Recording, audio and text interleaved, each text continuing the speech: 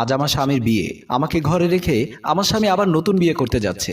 আমি আমার স্বামীকে নিজের হাতে সাজিয়ে দিচ্ছি। তার কারণ হচ্ছে আমার স্বামী যাকে বিয়ে করতে যাচ্ছে সে হচ্ছে আমার ছোট বোন। আমি আমার স্বামীকে বললাম, তোমাকে বললাম নতুন একটা শেরওয়ানি কিনে আনো, তুমি আনলে না কেন? আমার স্বামী তার জবাবে বলল, বউ যেহেতু পুরনো তাহলে কাপড় নতুন দিয়ে কি হবে? আপনারা হয়তো ভাবছেন আমার স্বামী পুরনো কেন বলল, তাহলে চলুন ঘুরে আসি কিছুদিন আগের কথায়। আমি, আমার ছোট বোন তমা আর আমার একমাত্র স্বামী নিলয় তিনজন এক বিছানায় শুয়েছিলাম। তার কারণ হচ্ছে আমার পেটে সন্তান, মানে আমি গর্ভবতী। তাই আমার বোনকে বাড়িতে নিয়ে এসেছি যাতে করে সেবা করতে পারে, তাই আমার সাথে এক বিছানায় রেখেছি। আমরা তিনজন যখন শুয়ে আছি তখন আমি ঘুমিয়ে গিয়েছিলাম। আমার স্বামী নিলয় আমার ছোট বোন তমার হাতে পরশ দিচ্ছে, আমার উপর দিয়ে হাত নিয়ে আমার ছোট বোনকে ছুঁয়ে দিচ্ছে। তমা বলল, আপনি কি আমাকে ছেড়ে দেন নাকি? আপনি সুযোগ পেলে আমাকে ছুঁয়ে দেন। আমার স্বামী বলল, এই ছোঁয়া সেই ছোঁয়া নয়। আমার ছোট বোন বলল, সেই ছোঁয়া কোন ছোঁয়া দুলা ভাই? আমার স্বামী বলল, ভালোবাসার ছোঁয়া, আদরের ছোঁয়া, যে ছোঁয়া তোমাকে পাগল করে তুলবে। আমার ছোট বোন বলল, আপনি ছুলেই তো আমি পাগল হয়ে যাই। আমার স্বামী বলল, তুমি সত্যি কথা বলছো? আমার ছোট বোন বলল, হ্যাঁ আমি সত্যি কথা বলছি, আমার অন্যরকম একটা অনুভূতি হয়। এমন সময় আমার ঘুম ভেঙে গিয়েছিল।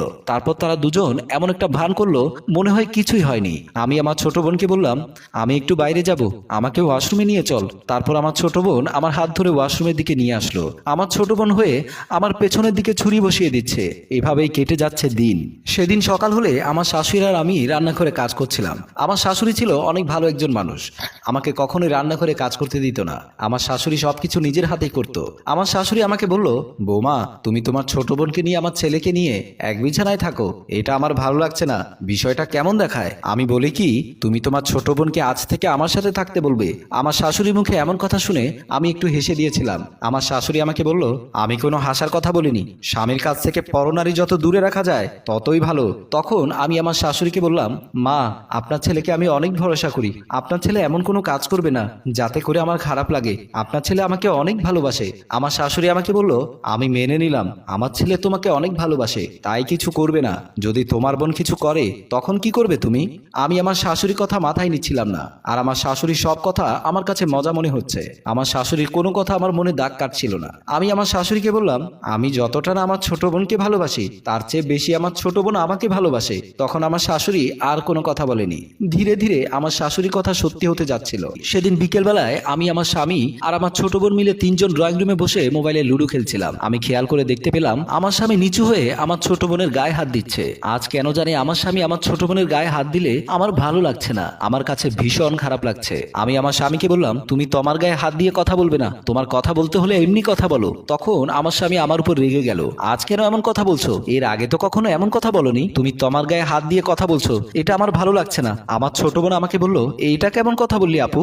দুলাভাইকে আমার দিকে বাজে ভাবে হাত দিয়েছে, সে তো নর্মাল ভাবে আমার গায়ে হাত দিয়েছে, আমি তাদের বুঝাতে পারিনি, আজ কেন আমার খারাপ লাগছে। এমন সময় আসলো আমার শাশুড়ি, এসে আমাকে বলল, এখানে এত চিৎকার করে কথা বলছো কেন? কি হয়েছে তোমাদের ভেতরে? আমার স্বামী আমার শাশুড়িকে বলল, মা তোমার বৌমা আমাকে আর তোমাকে নিয়ে সন্দেহ করছে। তখন আমার শাশুড়ি আমার দিকে তাকিয়ে আছে। আমি আমার শাশুড়ির দিকে তাকাতে আজ অনেক কান্না পাচ্ছে, আমার চোখের কোণে পানি জমে গেছে। আমার শাশুড়ি বলল, তমা মা তুমি আমার সাথে রাতের বেলা ঘুমাবে, তোর আর তোমার সাথে এত বেশি কথা বলতে হবে না, এত কাছাকাছি বসে কথা বলতে হবে না। তখন আমার স্বামী কোনো কথাই বলেনি, রাগ করে চলে গিয়েছিল। আমার শাশুড়ি আমাকে বলল, তুমি আমার ঘরে আসো, এ কথা বলে আমার শাশুড়ি চলে গিয়েছিল। আমার ছোট বোন আমাকে বলল, আমাকে সবার সামনে ছোট করে দিলি, এমনটা করা তোর উচিত হয়নি।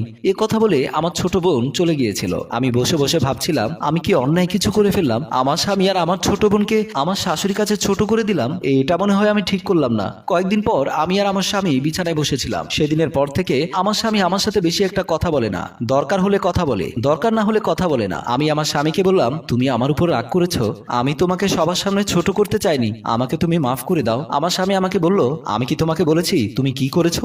তাহলে আমাকে বলতে এসেছো কেন? আমি বুঝতে পারলাম আমার স্বামী আমার উপর রেগে আছে। আমি আমার স্বামীকে বললাম, তুমি রাগ করো না, তুমি রাগ করলে আমার ভালো লাগে না। তখন আমার স্বামী আর কোনো কথা বলেনি, শুয়ে পড়ল। আমি বসে বসে ভাবতে লাগলাম, মনে হয় আমি বড় একটা অন্যায় করে ফেলেছি। আমি আমার স্বামীকে কষ্ট দিয়েছি, আমার ছোট বোনকে সবার সামনে ছোট করে দিয়েছি। এভাবে কখন যেন আমি ঘুমিয়ে পড়েছিলাম আমি বুঝতে পারিনি। আমি ঘুম থেকে জেগে উঠে দেখি আমার স্বামী আমার সাথে নেই। আমার স্বামীকে বিছানায় না দেখে আমি ভাবলাম হয়তো ওয়াশরুমে গিয়েছে। আমি কিছু সময় বসে থাকার পর ভাবলাম একটু ওয়াশরুম থেকে ঘুরে আসি। তারপর আমি ওয়াশরুমে গিয়ে দেখতে পেলাম ওয়াশরুমের দরজা খোলা, কিন্তু আমার স্বামী সেখানে নেই। আমার মনে হলো এত রাতে আমার স্বামী কোথায় গিয়েছে? আমার মনের ভেতর একটা সন্দেহ বাসা বাঁধলো। তারপর আমার সন্দেহ দূর করার জন্য আমি ঘরের বাইরে আসলাম। ঘরের বাইরে এসে আমি যা দেখতে পেলাম তার জন্য আমি মোটেও প্রস্তুত ছিলাম না। আমি নিজের পায়ে নিজে কুড়াল মেরেছি। আমি তাদের কাছে গিয়ে বললাম, আমার চোখের আড়ালে তাহলে এসব করা হচ্ছে? এমন সময় আমার শাশুড়ি ঘুম ভেঙে গেল। ঘর থেকে বেরিয়ে এলো আমার শাশুড়ি। আমার শাশুড়ি তাদেরকে দেখে বুঝতে পেরেছে এখানে কি হয়েছে। আমার শাশুড়ি আমার স্বামীর গালে কষে একটা চর মেরে দিল। আমার শাশুড়ি আমার ছোট বোনকে বলল, আমি তোমার গায়ে হাত তুলতে পারতাম, কিন্তু আমি তোমার গায়ে হাত তুলবো না। কাল সকাল হলে আমি তোমার বাবাকে এখানে আসতে বলবো। তোমার বাবা আমাদের বাড়িতে এসে যা করার করবে। আমি এখানে কোনো কথা না বলে ঘরের ভেতরে চলে এসেছিলাম। বিছানার উপর বসে আর নিজেকে ধরে রাখতে পারছিলাম না। আমার কান্না করতে খুব ইচ্ছে করছিল। আমার মনে হচ্ছিল কান্না করলে আমি নিজেকে হালকা করতে পারবো। আমি বসে বসে কান্না করে যাচ্ছিলাম। এক বুক যন্ত্রণা নিয়ে চোখের পানি ফেলে দিয়েছিলাম। পরের দিন সকাল হলে আমরা সবাই ড্রয়িং রুমে বসে আছি। আমার শাশুড়ি আমার বাবাকে বলল, আপনার ছোট মেয়ে আপনার বড় মেয়ে সংসার নষ্ট করতে এসেছে। আপনার মেয়ে কি করে পারলো এমনটা করতে?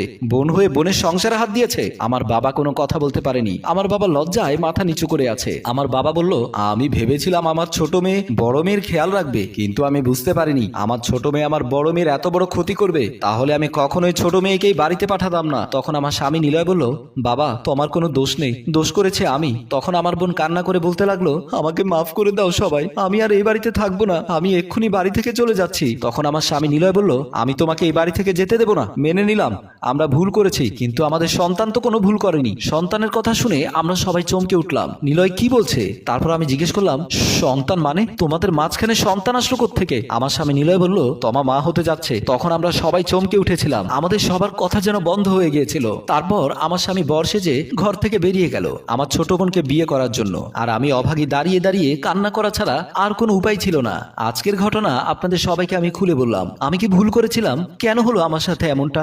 আমি কি আমার বোনকে এই বাড়িতে জায়গা দিয়ে কোনো ভুল করেছিলাম, নাকি আমি আমার স্বামীকে বিশ্বাস করে কোনো ভুল করেছিলাম? আপনাদের কাছে এটা আমার প্রশ্ন রইল। আশা করি সবাই কমেন্ট বক্সে উত্তর দিয়ে দেবেন। সম্মানিত ভিউয়ার্স, গল্পটি আপনাদের কেমন লেগেছে? যদি ভালো লাগে লাইক কমেন্ট শেয়ার করে আমাদের সাথেই থাকুন। ধন্যবাদ।